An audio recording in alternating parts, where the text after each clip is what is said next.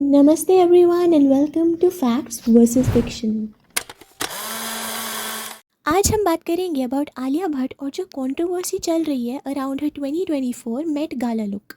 क्या आलिया ने सच में दीपिका को कॉपी किया था? मेट गाला इवेंट पर बेस्ट ड्रेस्ड होने के बावजूद भी क्यों आलिया को इतना हेट दिया जा रहा है? कैसे आलिया ने एक नया रिकॉर्ड क्रिएट कर दिया है by beating both Kendall and Kylie Jenner? And lastly कैसे दीपिका का पीआर ऑलमोस्ट एक्सपोज हो गया?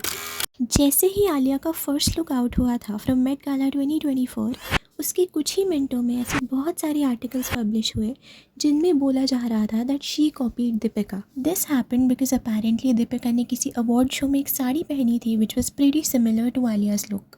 तो क्या इसका मतलब ये हुआ that Alia copied Deepika? Absolutely not.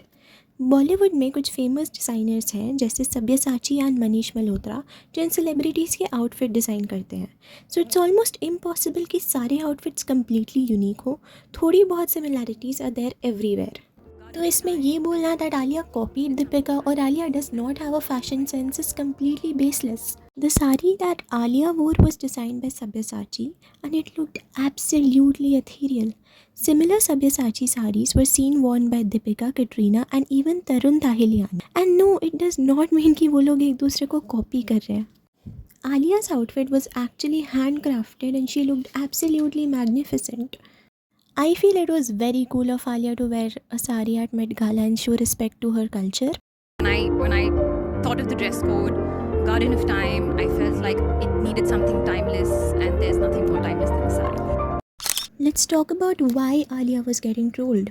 A lot of Deepika fan pages on Twitter were actually criticizing Alia's outfit, her poses और constantly compare कर रहे थे उसको दीपिका से. There's a high possibility कि ये सब दीपिका के PR की तरफ से करवाया जा रहा था, जिसके बारे में हम आगे बात करेंगे. Another reason why Alia was getting trolled is because कुछ लोगों का ये भी ओपिनियन था कि क्योंकि आलिया एक नेपो किड है वो डिज़र्व नहीं करती है मेट गाला जाना. Now this is something I always wanted to talk about. Audience सबको ब्लेम करती है फॉर नेपोटिज्म सिवाय खुद के, जबकि सबसे बड़ा रीज़न जिसकी वजह से नेपोटिज्म एग्जिस्ट करता है वो खुद ऑडियंस है. And a great example for this is the failure of the amazing movie लापता लेडीज़.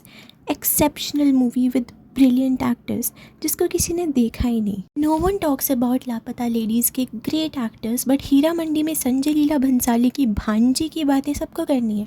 लोगों को आउटसाइडर्स का सपोर्ट भी नहीं करना और नेपोटिज्म का रोना भी रोना है. Modi ji was so right when he said hypocrisy की भी सीमा होती है.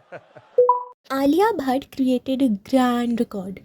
EVM का मतलब होता है earned media value and it is a metric used to calculate publicity. ये बेसिकली बताता है कि प्रमोशनल इवेंट्स जैसे मेट गाला में कितनी पब्लिसिटी गेन की गई है थ्रू सोशल मीडिया प्लेटफॉर्म्स और दूसरे डिजिटल चैनल्स. सिंपल भाषा में बोलें तो ये पता लगाना कि एक इवेंट पे एक पर्टिकुलर सेलिब्रिटी के बारे में किस हद तक बात हुई है through various media. According to reports Alia Bhatt generated the highest EVM, यानी कि Alia was literally the most talked about celebrity. Alia ने $4.2 मिलियन का EVM जनरेट करा, followed by Kendall Jenner and Kylie Jenner with 4.1 million and $3.1 million respectively. This is a big thing क्योंकि दोनों काइली और candle global stars हैं और आलिया से बहुत पहले से काम कर रहे हैं. हमारे अंदर एक टेंडेंसी होती है कि अगर किसी को क्रिटिसाइज़ करना हो तो हम अभी उसमें 10 कमियां निकाल देंगे, बट अगर किसी को अप्रिशिएट करना हो तो वो करने में हम हमेशा झिझक जाते हैं. Wouldn't it be great if we could just appreciate people if they did something good instead of trying to find faults in how they did it? Wait, somebody just got exposed. Or did they? There have been speculations कि कल दीपिका का PR almost expose हो गया था.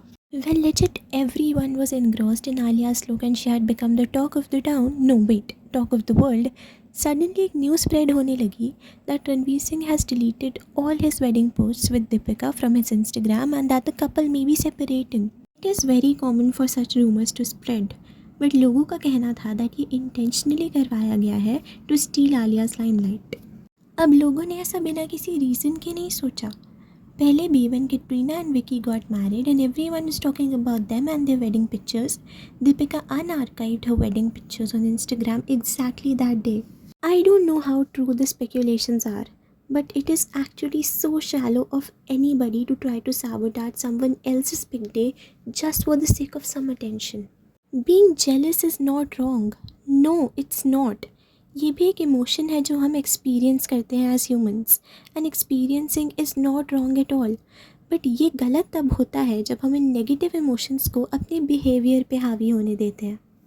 For example, imagine आपका favourite play station या favourite lipstick किसी ने तोड़ दी.